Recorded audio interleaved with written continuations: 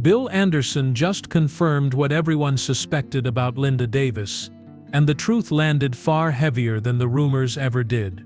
For decades, their names floated together through Nashville like a question no one dared to ask out loud. He was the quiet architect of country music's most tender truths, a man who built a legacy on restraint. She was a voice that arrived later, carrying something familiar enough to stir recognition, yet powerful enough to stand on its own. Whatever connected them was never announced, never denied, and never forgotten. The whispers followed them through studios and backstage corridors, growing louder precisely because neither of them responded.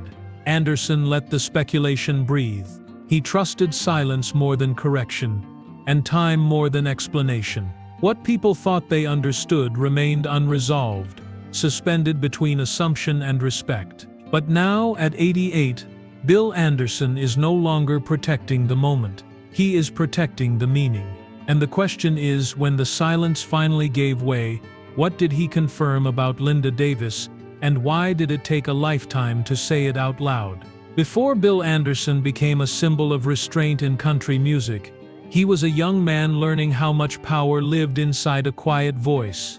Born James William Anderson III in Columbia, South Carolina, he grew up drawn not to attention, but to observation. He listened closely. He noticed how people spoke when they were unsure, how emotion softened when it was not forced, how truth often arrived without announcement. That instinct would shape everything that followed. Songwriting came early. Anderson understood structure, melody, and narrative before he understood fame. In 1958, he wrote City Lights, a song that carried longing without spectacle. When Ray Price recorded it and took it to #1, Nashville took notice. The success arrived quickly, but Anderson did not rush to step into the spotlight it created. He stayed focused on the work, already aware that noise could distort meaning. His own recording career followed a similar pattern. He did not sing to overwhelm. He sang to connect. In 1963, Still reached #1 on the country chart, crossing into the mainstream without abandoning its emotional restraint. The song proved that softness could hold attention just as firmly as force. Anderson's delivery felt personal, as though each lyric was meant for one listener rather than a crowd. That approach earned him a nickname that never left. Whisperin' Bill was not a marketing invention. It was an observation. His voice carried empathy rather than insistence. He trusted phrasing over volume, pause over performance. In an industry where presence was often measured by how loudly an artist could announce themselves, Anderson did the opposite. He pulled people in. The restraint extended beyond his music. As his career expanded, he maintained a careful distance between what he shared publicly and what he kept for himself. Interviews reflected gratitude and professionalism, never confession. His songs carried emotional honesty, yet his personal life remained intentionally undefined. He did not deny curiosity. He simply refused to satisfy it. This balance became part of his identity. Fans felt close to him because his songs spoke plainly about longing, faith, and uncertainty. At the same time, they sensed boundaries he would not cross. Anderson never explained those boundaries. He did not frame them as protection or principle. They simply existed. His quiet presence became especially noticeable as country music grew louder. While others leaned into performance and persona, Anderson remained steady. The consistency reinforced trust. Listeners believed what he sang because he never exaggerated what he lived. His restraint did not signal absence of feeling. It signaled control. That control came from understanding how fragile truth could be once exposed.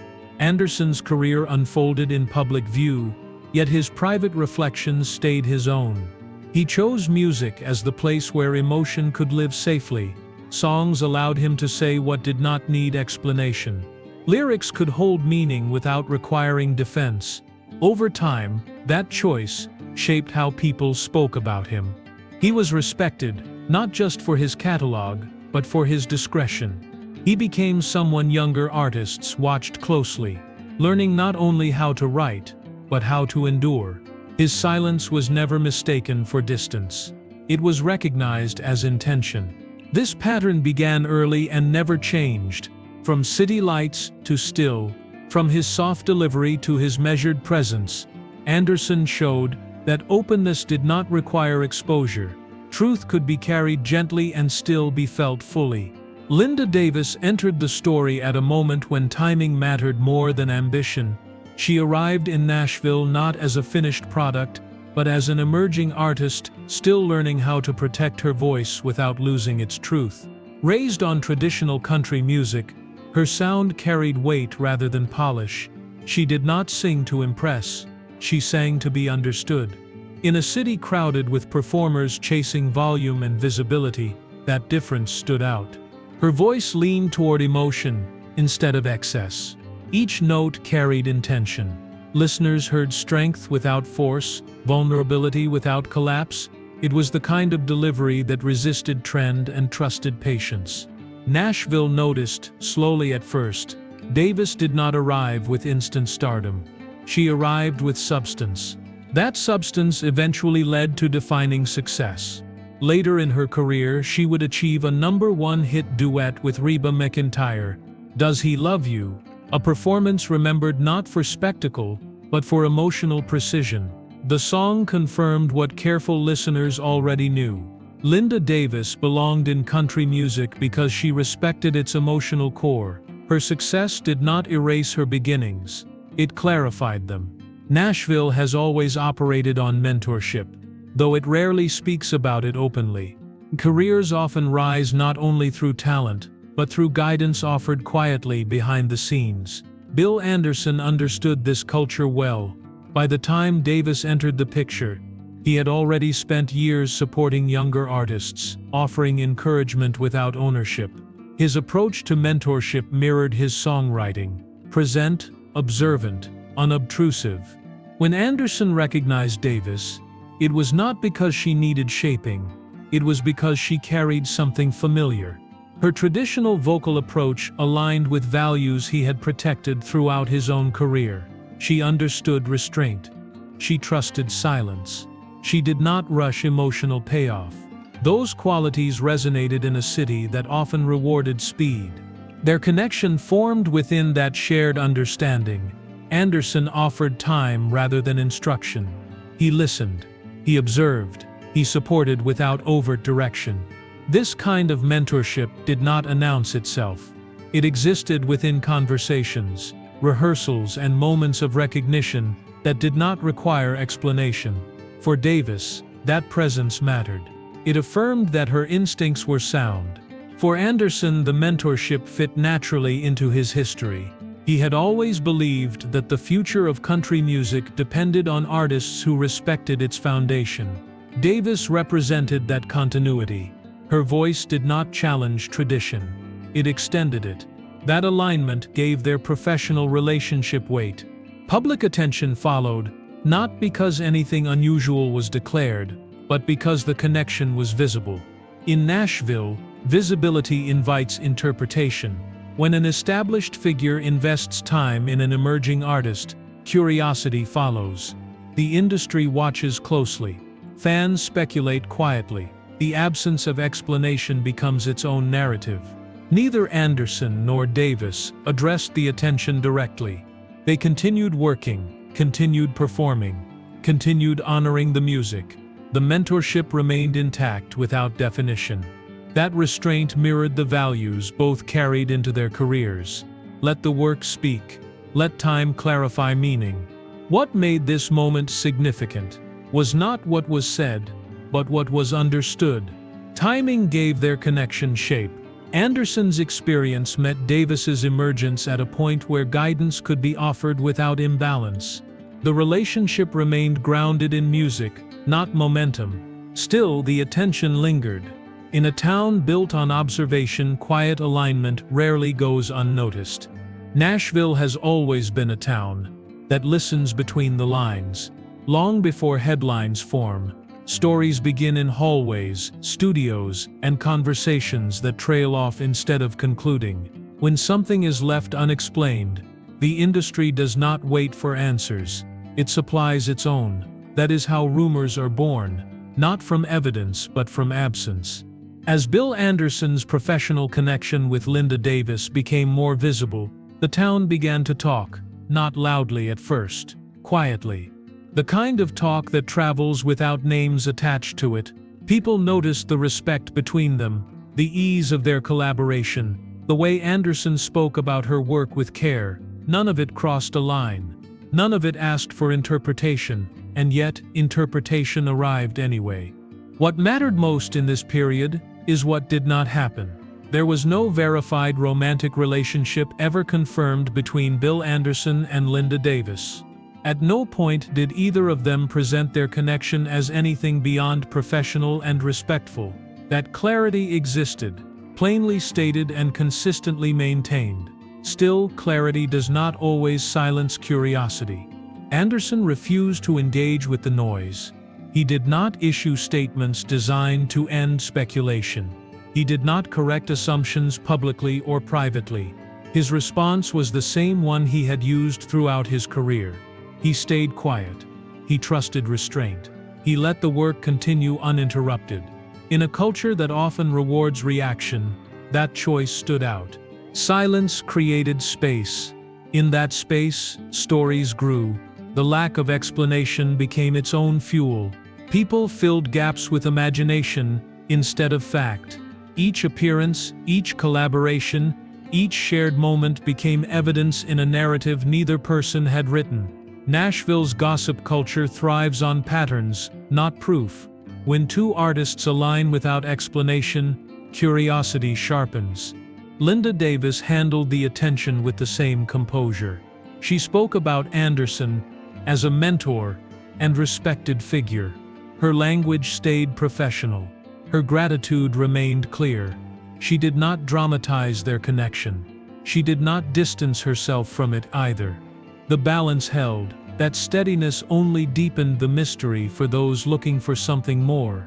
What made this period difficult was not accusation, but persistence. Rumors lingered because they were never confronted head-on. They floated because they were never anchored.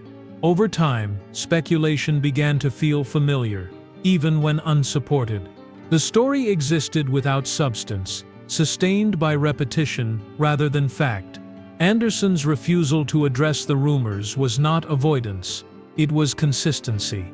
He had always believed that personal meaning did not require public explanation. His songs carried truth where words failed. His life followed the same rule. Not every relationship needs definition to be real. Not every bond needs defense to be respected. That tension lived inside the silence itself. The longer it remained, the more attention it drew. Every unanswered question sharpened curiosity, until the absence of denial felt louder than denial ever could. In that space, silence began to communicate what words never attempted to explain. Yet facts remained unchanged. No confirmation ever emerged, because there was nothing to confirm beyond what had already been stated. Their connection stayed rooted in music, mentorship and mutual respect. Everything else existed outside their control.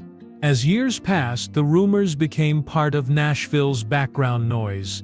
They lost urgency but never disappeared. They lived in the margins of interviews and the spaces between performances. Neither Anderson nor Davis chased them away. They let time carry them instead. By the time Bill Anderson reached 88, something in his voice had shifted. Not in volume, but in clarity. The careful restraint that once protected him now carried ease. He no longer spoke to guard meaning, he spoke to acknowledge it.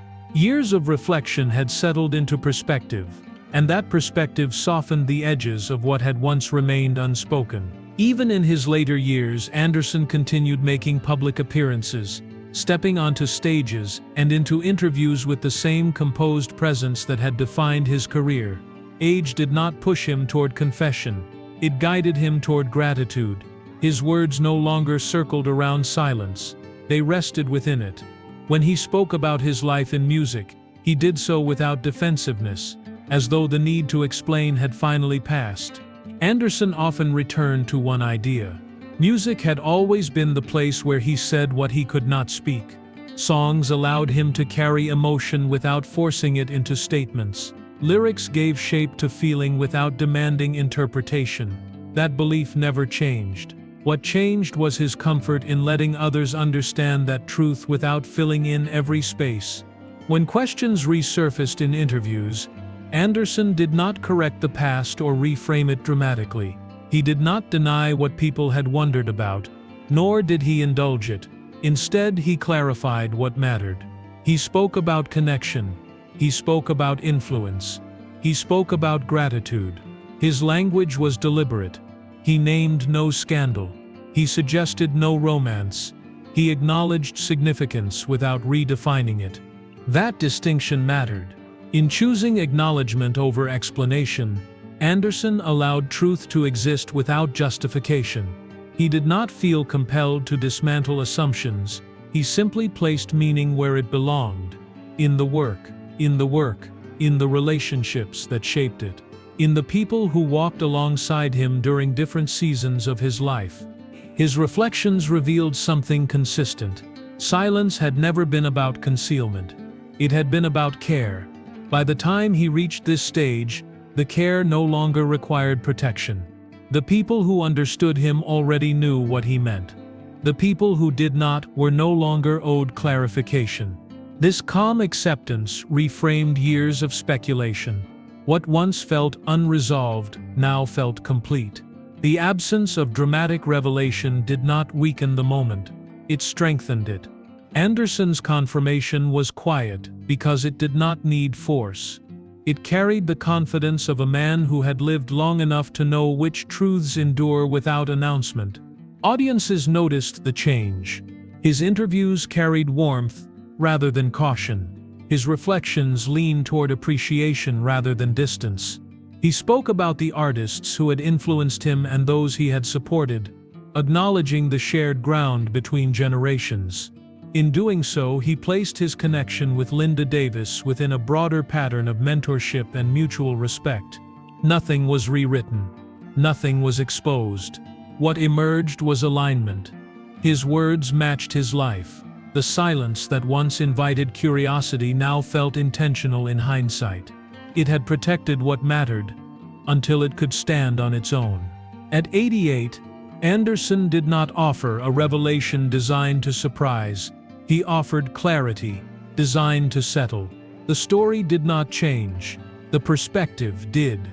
In that shift, the weight of years eased into understanding. What many people mistook for romance was, in truth, something quieter and more enduring. It was significance. In a culture trained to search for hidden motives, emotional closeness often becomes suspect.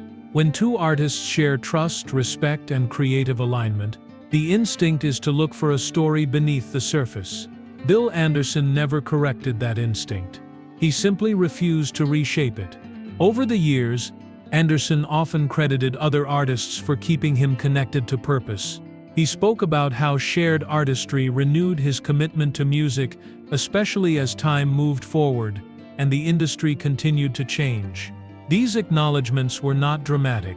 They were steady and sincere. He understood that creative life is sustained through connection, not isolation. Mentorship was part of that rhythm. Linda Davis fit naturally within that understanding. Her public words about Anderson remained consistent. She described him as a gentleman and a mentor, someone whose guidance came without pressure, and whose respect never asked for return. Her praise did not hint at secrecy. It reflected appreciation. Still, appreciation does not always satisfy curiosity. When admiration is visible, some assume it must be hidden. What gets lost in that assumption is the reality of shared artistry. Music creates intimacy without romance. It invites vulnerability without possession. Anderson and Davis worked within that space. Their connection was shaped by listening, timing, and mutual regard. That closeness did not need definition, because it was grounded in purpose rather than narrative. The public often struggles with this distinction. Emotional bonds that are not labeled feel incomplete. Silence becomes suspicious. Yet Anderson's career had always demonstrated a different truth. Meaning does not require explanation. Influence does not demand exposure. Some relationships exist to support the work, not to become the work. As Anderson reflected on his life, he spoke about artists who reminded him why he started. These reflections were expansive, rather than specific. He did not single out moments for emphasis. He framed connection as essential, not exceptional. Within that frame, Davis's presence made sense. She represented continuity, not complication. Davis's respect for Anderson mirrored that understanding. Her comments stayed grounded in gratitude. She never sought to redefine their relationship publicly.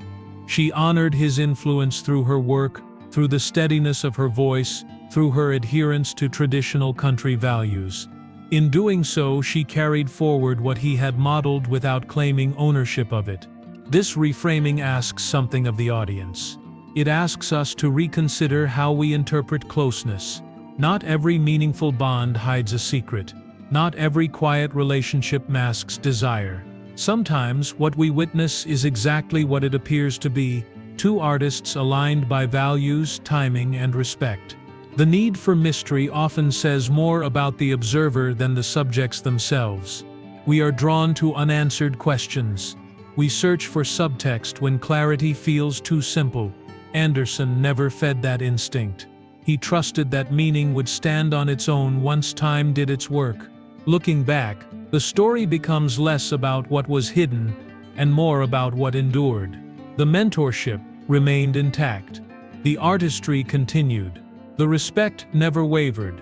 What people mistook for secrecy was, instead, significance allowed to exist without spectacle. Bill Anderson did not confirm scandal when he finally spoke. He confirmed connection, influence, and gratitude, shaped over time rather than defined by rumor. His words did not expose a secret. They clarified a truth that had always existed beneath the noise. Linda Davis was part of his story not as a headline, but as a chapter written through mentorship and shared artistry. What people suspected for years was never romance. It was significance. The kind that forms when two artists recognize something familiar in each other and protect it from unnecessary explanation. Anderson never corrected the assumptions because the meaning did not belong to the public. It belonged to the work, the music, and the quiet respect that sustained both of them. At 88, Bill Anderson no longer needed to defend silence or define the past. He allowed the truth to stand on its own, unchanged and unembellished. In doing so, he reminded us that some bonds are not meant to be announced. They are meant to endure. For more emotional stories, check out this video.